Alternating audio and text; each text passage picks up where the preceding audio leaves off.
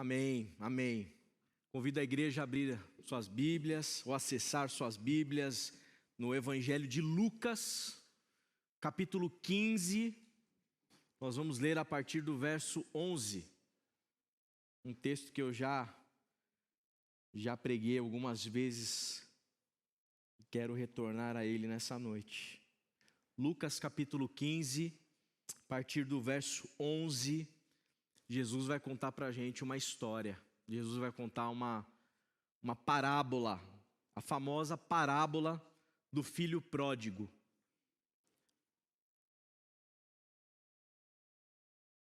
Jesus diz o seguinte: um homem tinha 2 filhos. O mais novo disse ao seu pai: Pai, quero a minha parte da herança. Assim ele repartiu sua propriedade entre eles. Não muito tempo depois, o filho mais novo reuniu tudo o que tinha e foi para uma região distante, e lá desperdiçou seus bens vivendo irresponsavelmente. Depois de ter gasto tudo, houve uma grande fome em toda aquela região, e ele começou a passar necessidade. Por isso, foi empregar-se com um dos cidadãos daquela região, que o mandou para o seu campo a fim de cuidar de porcos. Ele desejava encher o estômago com as vagens de alfarrobeira que os porcos comiam, mas ninguém lhe dava nada. Caindo em si, ele disse: quantos empregados do meu pai têm comida de sobra, e eu aqui, morrendo de fome? Eu me porei a caminho e voltarei para meu pai, e lhe direi: Pai, pequei contra o céu e contra ti, não sou mais digno de ser chamado teu filho. Trata-me como um dos teus empregados. A seguir levantou-se e foi para seu pai. Estando ainda longe, seu pai o viu e, cheio de compaixão, correu para seu filho e o abraçou e o beijou.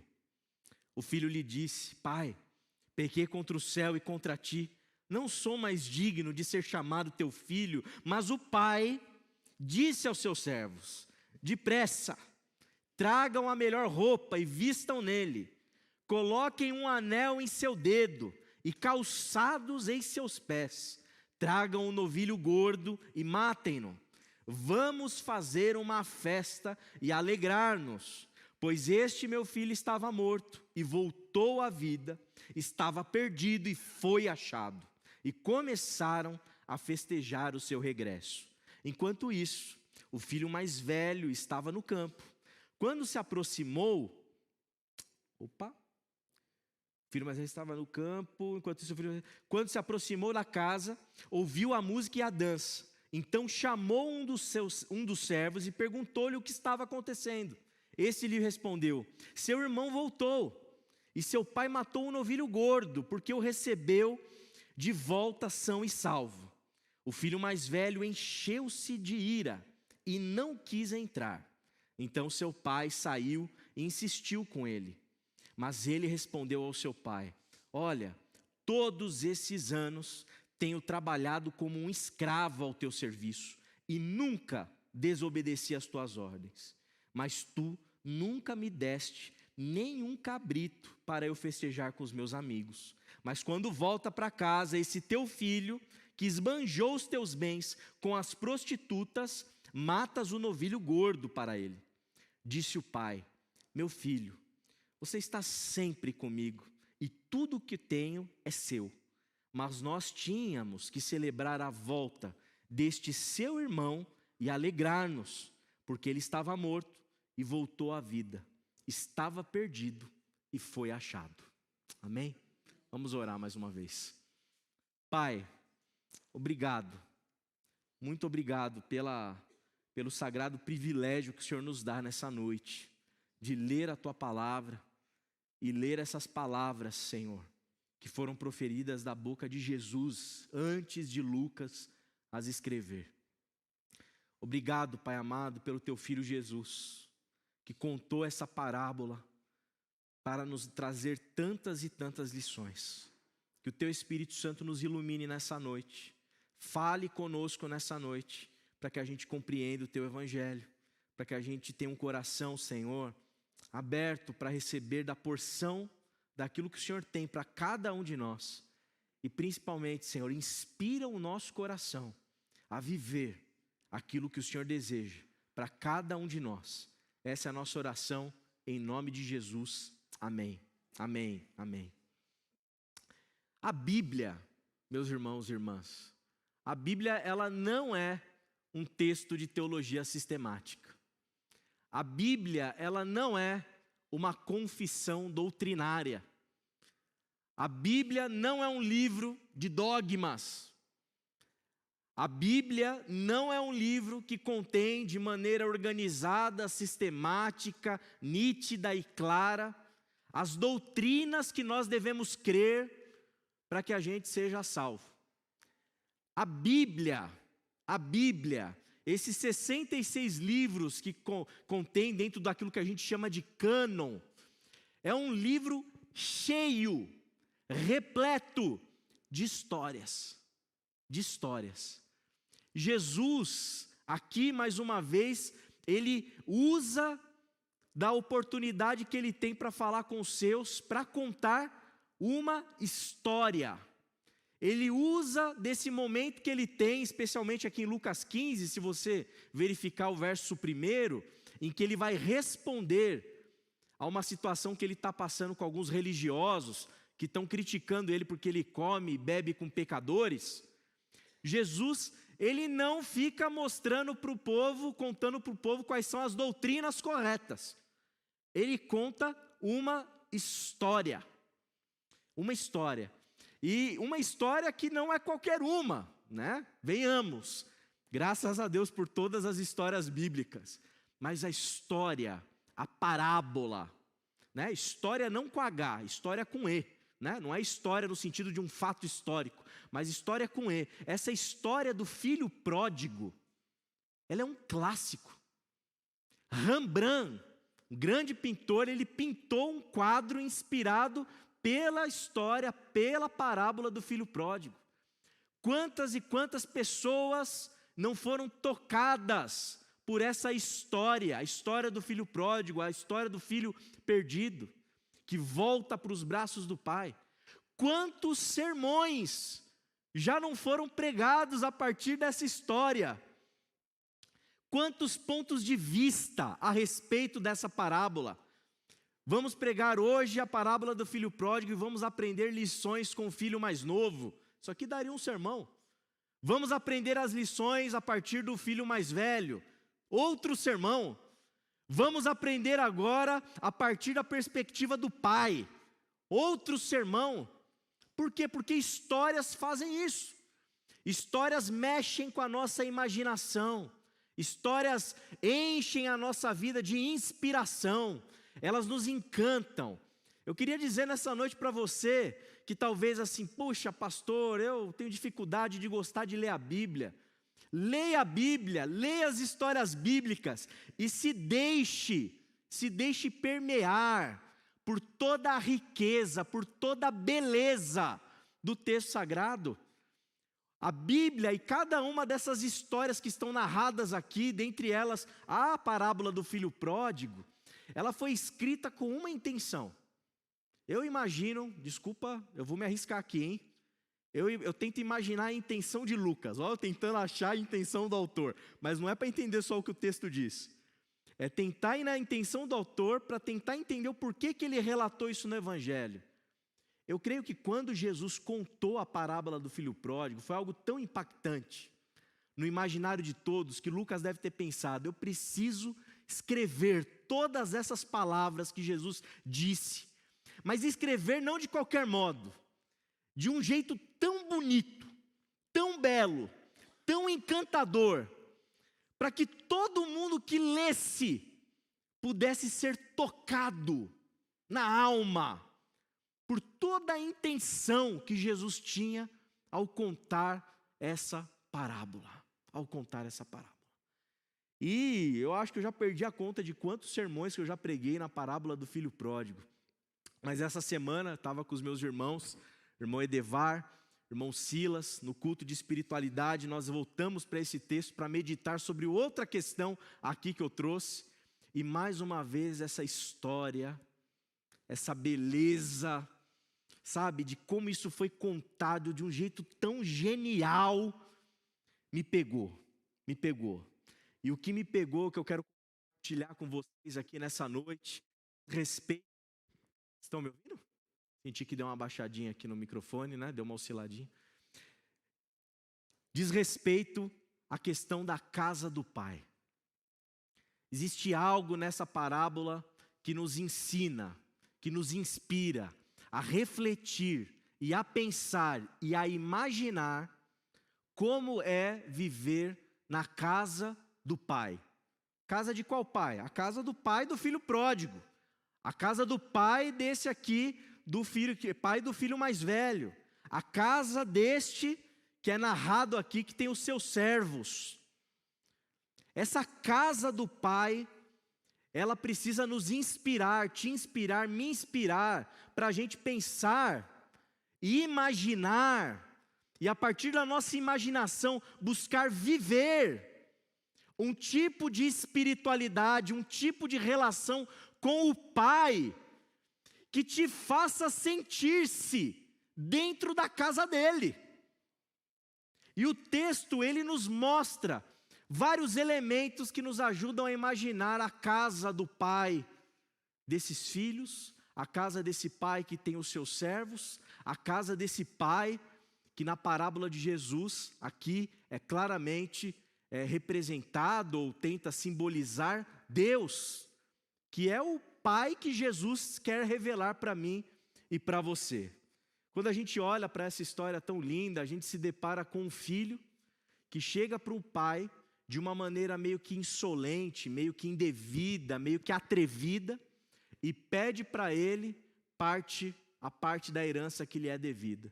Imediatamente o pai, ele entrega a parte para esse filho. Essa casa do pai não é de qualquer tipo de pai. É um pai que leva em consideração a liberdade dos seus filhos. É um pai que não é um pai que quer aprisionar os seus filhos. Não é um pai que tem a intenção de oprimir os seus filhos. Não é um pai que tem a intenção de forçar os seus filhos para que eles sejam aquilo que ele quer que eles sejam. É um pai que respeita e entende o que é liberdade. É um pai que representa Deus, e um Deus muito parecido com aquele Deus do Jardim do Éden. Lembram do texto? Do Jardim do Éden, ali, Gênesis capítulo 1 a 3, vai narrar para a gente a criação, e em um dado momento, o texto vai contar para a gente também de uma maneira muito linda, que no meio do jardim de Deus, existia uma árvore. A árvore do conhecimento do bem e do mal. E Deus disse aos nossos pais, nossos primeiros pais, Adão e Eva: olha, vocês podem comer de tudo. Vocês podem fazer de... taquem o terror no jardim. Só não comam do fruto do conhecimento do bem e do mal. E o texto faz questão de mostrar para a gente que essa árvore, ela estava onde? No meio do jardim. No meio. Deus não botou a árvore no cantinho, muqueado, que nem a árvore de Natal aqui, né? Ele fez questão de colocar ela no meio, para que todo mundo enxergasse, para que eles enxergassem a árvore. Essa árvore é uma árvore que representa, que simboliza liberdade. Liberdade. Eu criei vocês, mas eu não criei vocês para vocês serem os meus escravos. Eu não criei vocês para vocês serem obrigados a me amarem. Eu criei vocês, mas eu não criei como robôs, que de maneira artificial e programada, vocês vão fazer aquilo que eu quero que vocês façam. Eu criei vocês e eu concedi para vocês, a partir de fornecer a minha imagem e a minha semelhança, liberdade. E da mesma maneira aqui, o filho pede a parte dele na herança, e o pai, ao invés de se recusar, de dar uma lição de moral, o pai entrega e respeita a liberdade do filho. Vocês sabem o que é liberdade? Liberdade é o terreno, é o único terreno em que pode brotar o amor verdadeiro. Onde não há liberdade, não há amor. Onde há prisão, não há amor. Onde há uma jaula, uma gaiola que te prende, não há amor. O amor só pode brotar, só pode nascer quando há liberdade. Liberdade. E é assim, exatamente assim que Deus nos fez. E é exatamente assim que o Pai, Ele lida na sua casa. Ninguém está na casa do Pai porque é obrigado. Ninguém vai para a casa do Pai porque é obrigado a ficar lá e tem que ficar lá. Ninguém tem que amar o Pai, ninguém é obrigado a amar o Pai, ninguém é obrigado a retribuir alguma coisa ao Pai. Deus, o Pai revelado em Jesus, não obriga ninguém a nada. Você, meu irmão, minha irmã, você não é obrigado a nada. Você não é obrigado a estar aqui nessa celebração. Estamos aqui cantando Santo, Santo, Santo, adorando ao Senhor, louvando a Deus, mas você, eu, nós não estamos aqui porque nós somos obrigados. O Pai não deseja que nós façamos absolutamente nada por obrigação. O Pai nos convida a viver na sua liberdade, liberdade inclusive para ir embora da casa do Pai. Se você no seu casamento, você trata e ama o seu cônjuge, ama a sua esposa, ama o seu esposo, e você é ciumento, é possessivo, é obcecado, é aprisionador, ou aprisionadora, ou possessiva. Se você quer enjaular o teu cônjuge, você tenha certeza de uma coisa: o amor vai acabar. Vai acabar, porque o amor, a beleza do amor não sobrevive debaixo desse aprisionamento. O amor só pode brotar quando existe liberdade. Liberdade. Não haja assim com o seu próximo, não haja assim com os seus filhos, não haja assim com o seu esposo, com a sua esposa. Lembre-se sempre que o amor verdadeiro, ele só pode brotar, florescer em um solo em que há liberdade. Somente ali. Como diz o apóstolo Paulo, é um estar preso por vontade. Não é estar preso porque o outro te prendeu e você não pode sair. Isso daí acaba com o encanto. Isso aí destrói a paixão. Isso aí destrói a beleza. Por isso que nessa história e por isso que na casa do Pai há liberdade. Há liberdade. Se você quer ter um relacionamento com Deus profundo, sério, e você está com medo de Deus, você está achando que Deus está querendo te engaiolar, você está achando que Deus está querendo te prender, você está achando que Deus está trabalhando que nem a religião, que quer nos prender, nos manipular, nos moldar, nos forçar a ser aquilo que às vezes nem a gente quer ser. Saiba que não é assim na casa do Pai.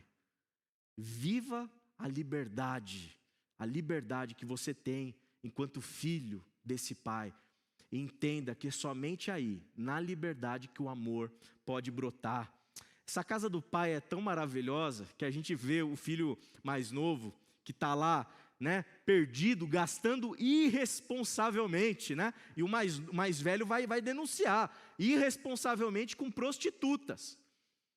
Todo o dinheiro que ele ganhou, tudo aquilo que ele tinha, e quando ele está na pior, de repente ele se lembra do quê? Da casa do Pai. Aí ele fala: na casa do meu pai, os empregados dele, os servos do meu pai, eles têm assim comida em fartura.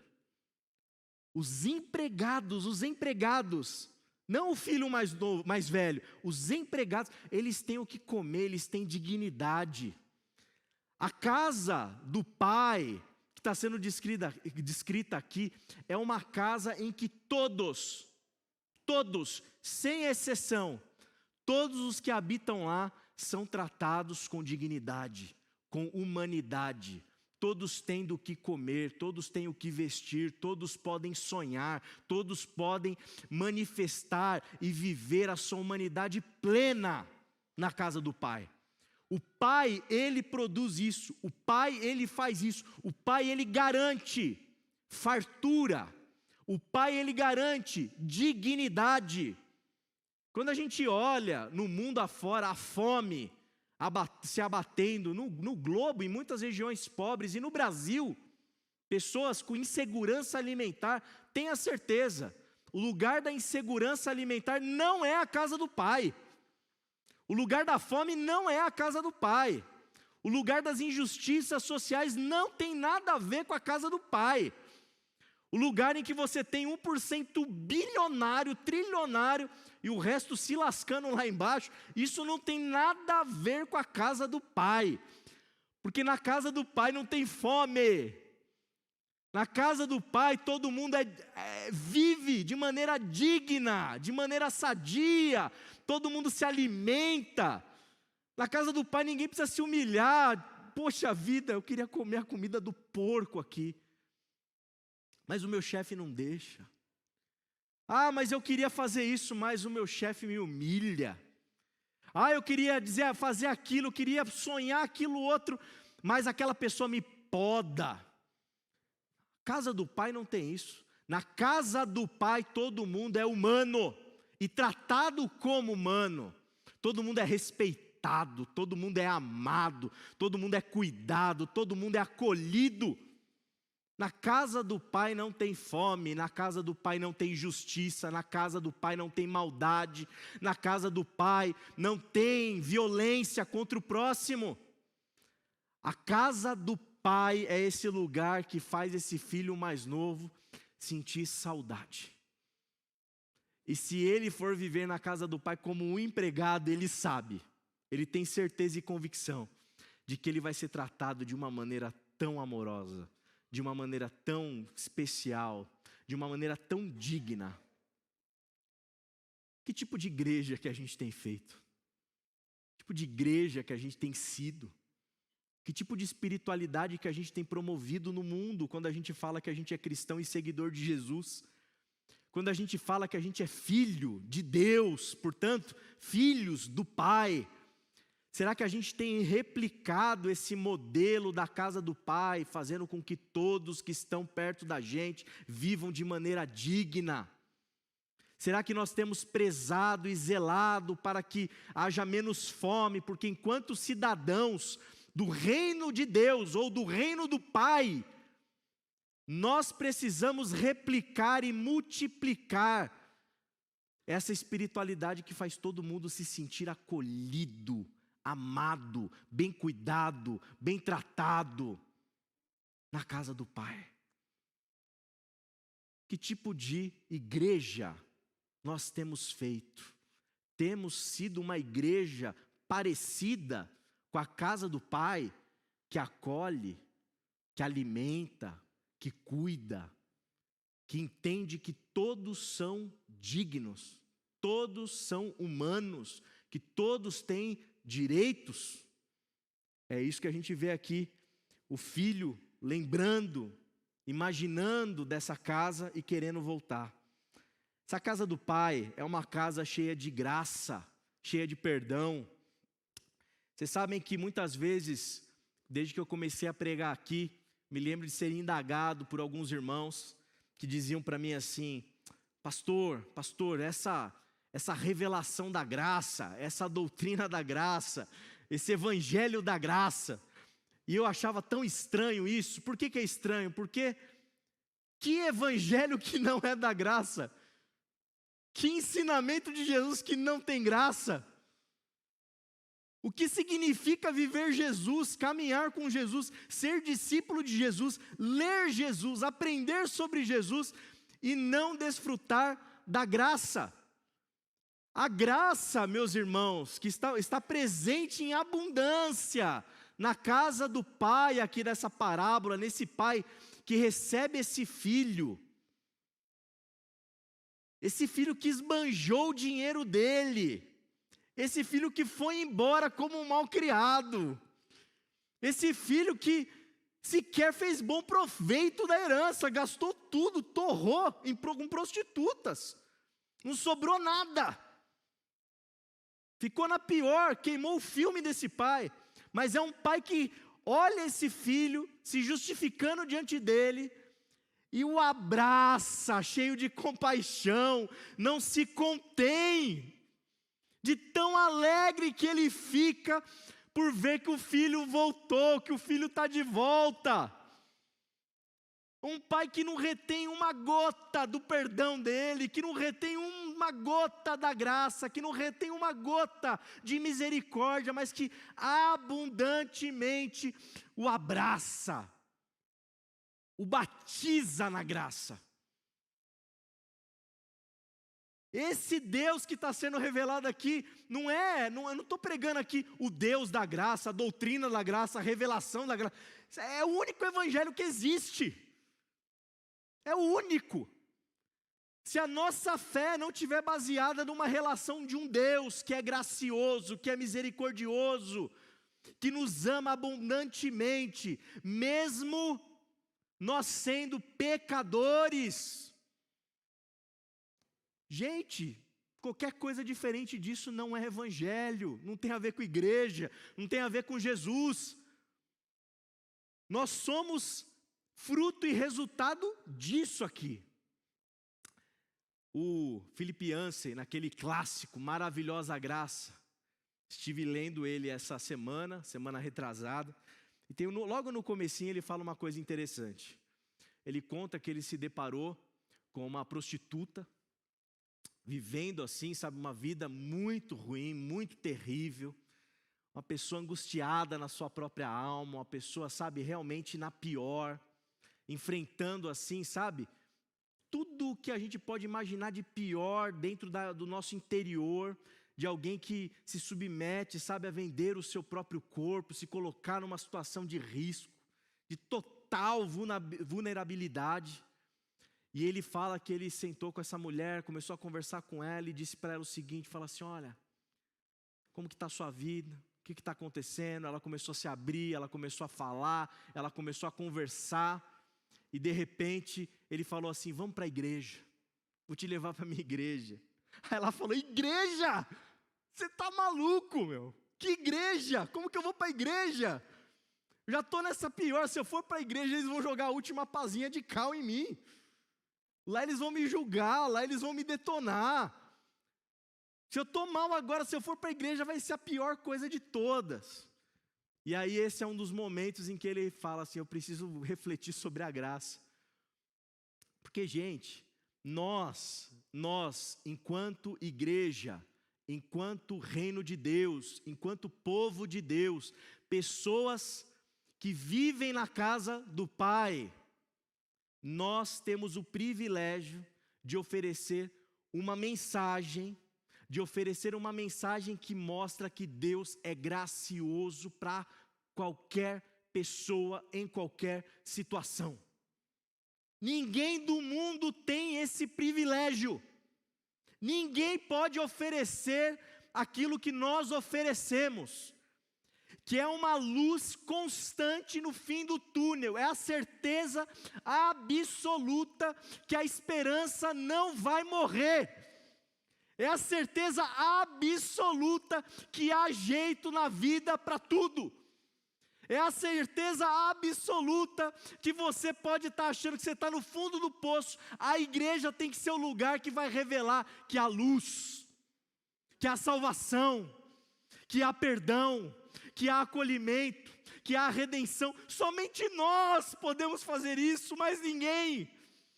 Somente a igreja de Jesus, somente os discípulos de Jesus, somente nós temos esse sagrado privilégio. Portanto, eu pergunto para vocês aqui nessa noite, nós estamos vivendo na graça do Pai, na casa do Pai, nessa casa cheia de graça e misericórdia? Nós temos manifestado essa graça para os outros, para as pessoas que se aproximam de nós? Nós nos sentimos privilegiados de sermos os portadores da mensagem do perdão, da mensagem do amor gracioso de Deus? Nós nos sentimos, nós nos percebemos assim? Porque é isso, aqui está a coluna vertebral do Evangelho. Aqui está a coluna vertebral da nossa fé. Aqui está aquilo que determina se essa igreja é a casa do Pai ou é a casa do diabo. Porque na casa do diabo não tem graça não. A casa do diabo tem um dedão na sua cara assim te acusando. Te acusando, não tem mais jeito a sua vida. Você vai para o inferno mesmo. Seu casamento está na pior, você é o culpado, a culpa é sua. O diabo, ele joga peso na gente, ele nos acusa, a gente já está caído, ele vai lá e chuta mais. Essa é a casa do diabo. A casa de Deus é a casa desse Pai maravilhoso, que mesmo você tendo aprontado as suas, e eu tendo aprontado das minhas, Ele é aquele que está ali, me vendo ali, lá na porteira da casa dele lá. Vem, André, vem, chega perto de mim. Eu tenho amor para você, eu tenho graça sobre a tua vida, eu tenho perdão, eu tenho restauração, eu tenho amor. Eu tenho aquilo que vai te fazer ser humano de novo, que vai te livrar dessa situação humilhante ali junto da comida de porco, para você ser meu filho amado, minha filha amada. Deus está nessa noite diante de você, ou à distância, ali na casa dele, olhando talvez para você distante dele, distante da casa dele. Talvez você está na casa do diabo, talvez você está na casa sei lá de quem, mas se você não está na casa dele, saiba que o Pai está aguardando o teu regresso. O Pai está aguardando você se achegar, Ele quer que você se achegue, Ele já está acendendo a churrasqueira para festejar, Ele já está preparando uma veste nova para você, Ele está na expectativa por você. Pastor, por que Ele me ama tanto, mesmo eu sendo assim? Porque é graça, meu irmão, porque é de graça, porque é amor imerecido, é constrangedor, você tem que se aproximar até meio com vergonha, mas o Pai não está nem aí para a sua vergonha, Ele só está pensando em te abraçar, em te acolher, em te beijar e dizer a saudade que Ele sentia de você. Onde você está? Venha para a casa do Pai. E se você está na casa do Pai, se sinta um privilegiado e uma privilegiada de poder partilhar dessa mensagem única, poderosa, essa mensagem que vem do céu, essa salvação que é pura graça.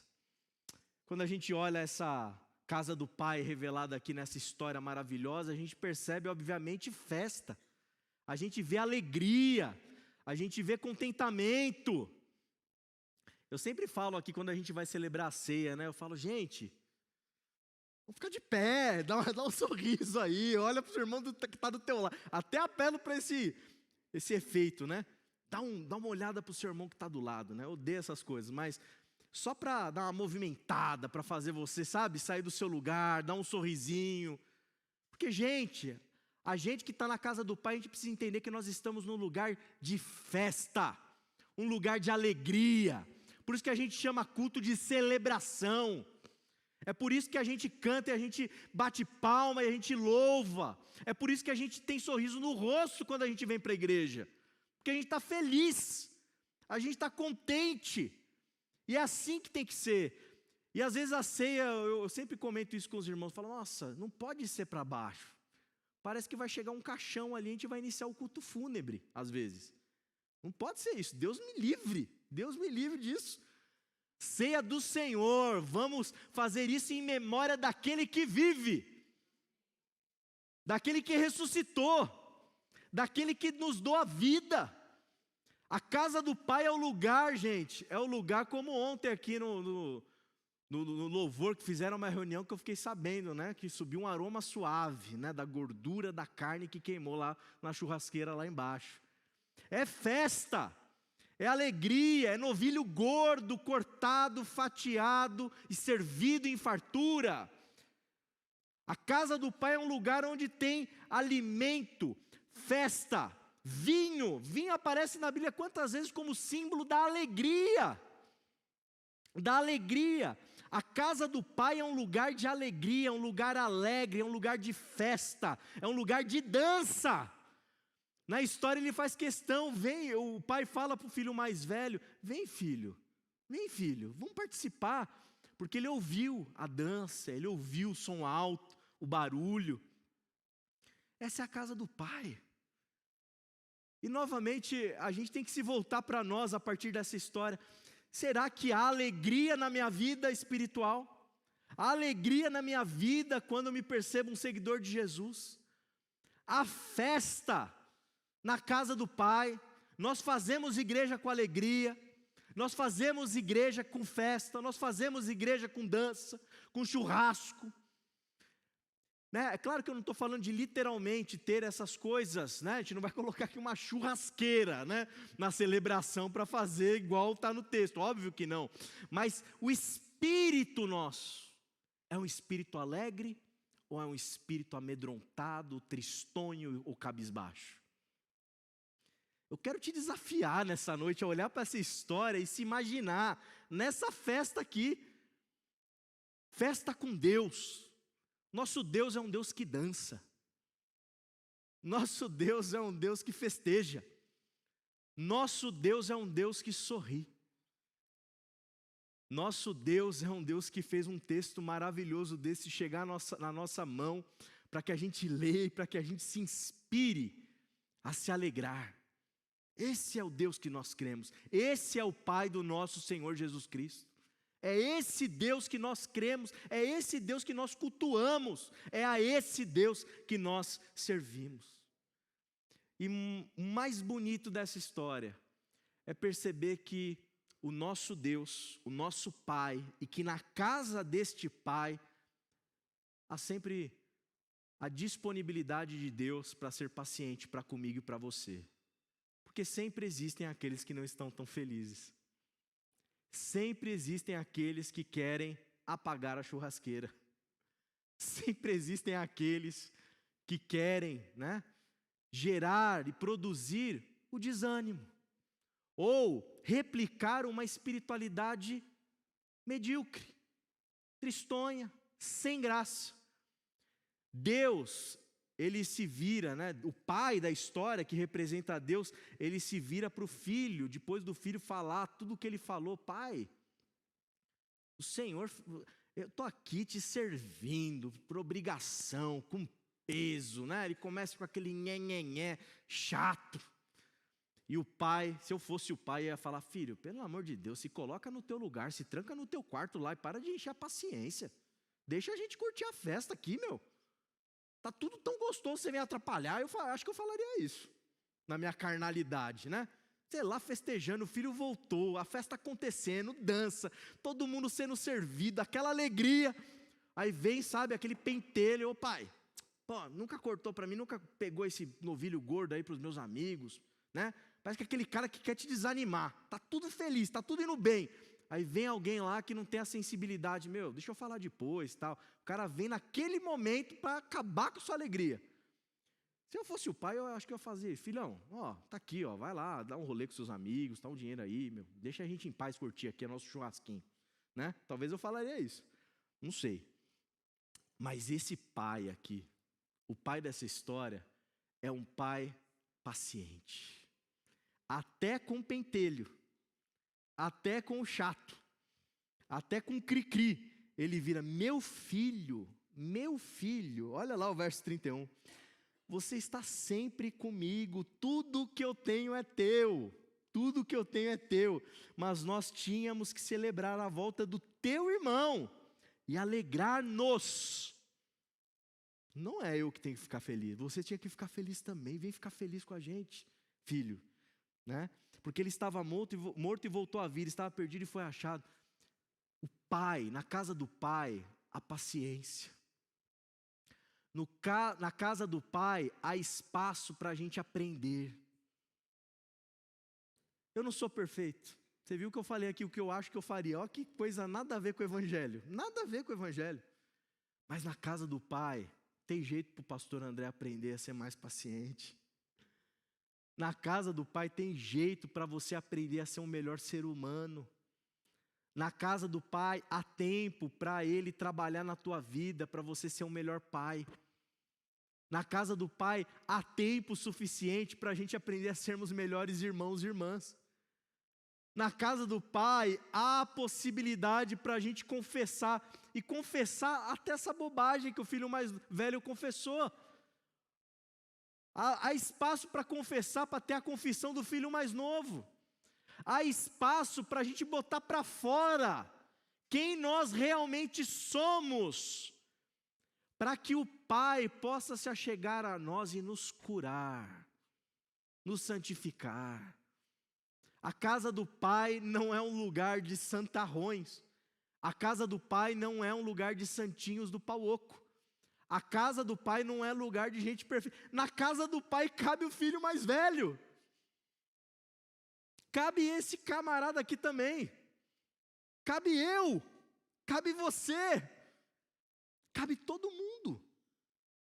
Na casa do Pai sempre há lugar para amadurecimento, para crescimento.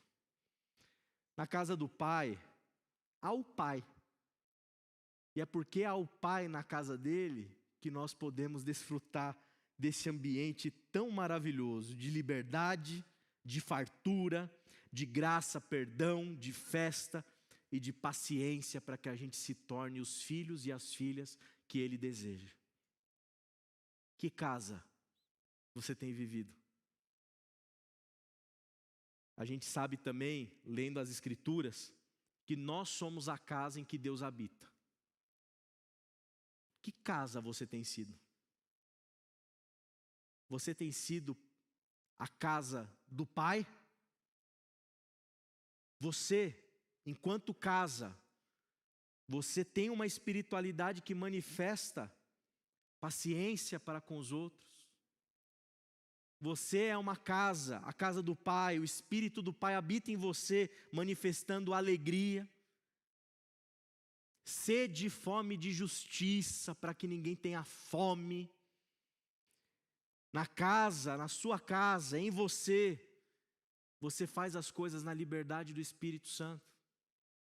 Ou você vive fazendo com medo? Que em nome de Jesus, possamos nessa noite nos tornar a casa do Pai, enquanto indivíduos, enquanto comunidade de fé. Que aqui não falte essa alegria, que aqui não falte essa graça, que aqui tenha comida em fartura, para a gente poder alimentar os pobres, que nessa casa haja sempre espaço para o perdão, que nessa casa sempre haja dança, festa, sorriso no rosto, que nessa casa sempre haja paciência, para que a gente possa ir se transformando nos filhos amados e nas filhas amadas que nós já somos, mas transformados de tal maneira que nós possamos replicar essa mesma espiritualidade que Deus revela para a gente, que Jesus revela para a gente nessa história tão linda aqui do Pai. Eu queria pedir para o grupo de louvor fazer uma pequena mudança e tocar aquela canção Me Alegro em Ti. Me alegro em Ti. E durante esse louvor, eu quero te desafiar. Você vai se levantar, você vai cantar, mas eu queria que você orasse a Deus. Você se colocasse diante do Pai. Que você refletisse sobre essa mensagem. Que você pensasse, imaginasse, se imaginasse nessa casa aqui. Talvez você está como o filho mais novo nessa noite, se achegando, meio constrangido. Desfruta durante essa canção do abraço e do acolhimento do Pai sobre a tua vida. Ele tem perdão para você. Talvez você está meio ranzinza, igual o filho mais velho. Deixa o Pai falar para você: filho, menos filho. Eu te amo, meu. Eu gosto de você. Tamo junto, vamos caminhar, paciência. Calma. Purifica esse seu coração, tira essa mágoa de lado. Tira esse ressentimento de lado. Talvez você está nessa noite aqui, se imaginando na casa do Pai, e você já está assim, sabe, desfrutando, nadando de braçada nessa casa aí. Poxa, que você possa orar, sabe, e pensar assim, quem que você pode abraçar, quem que você pode acolher, quem que você pode alimentar, para quem você tem que anunciar o Evangelho de Jesus. Olha, eu oro a Deus para que você, durante essa próxima canção, após a oração que a gente for fazer, para que você viaje aí na sua imaginação, pensando, refletindo sobre essa casa maravilhosa que está escrita aqui em Lucas capítulo 15, e que você possa deixar com que o Pai trabalhe na sua vida nessa noite. Vamos orar. Pai, obrigado, Senhor. Obrigado pela Tua palavra. Obrigado, Senhor. Obrigado por essa história tão maravilhosa, tão genial, tão linda, Senhor. E obrigado pela Tua casa, Senhor. Obrigado, Pai, porque nela nós somos acolhidos. Como é gostoso, Senhor, lembrarmos daqueles dias, Pai, que nós estávamos longe, mas que nós fomos recebidos com um abraço pelo Senhor. Como é gostoso, Pai, lembrar, Pai, daqueles dias na Tua casa, que nós fomos inoportunos, mas o Senhor nos tratou com tanta paciência, com tanto amor, Pai, e nos ajudou a amadurecer. Obrigado, Senhor, pelos aqueles dias em que nós estávamos com fome, e na Tua casa tinha alguém para nos dar uma cesta básica.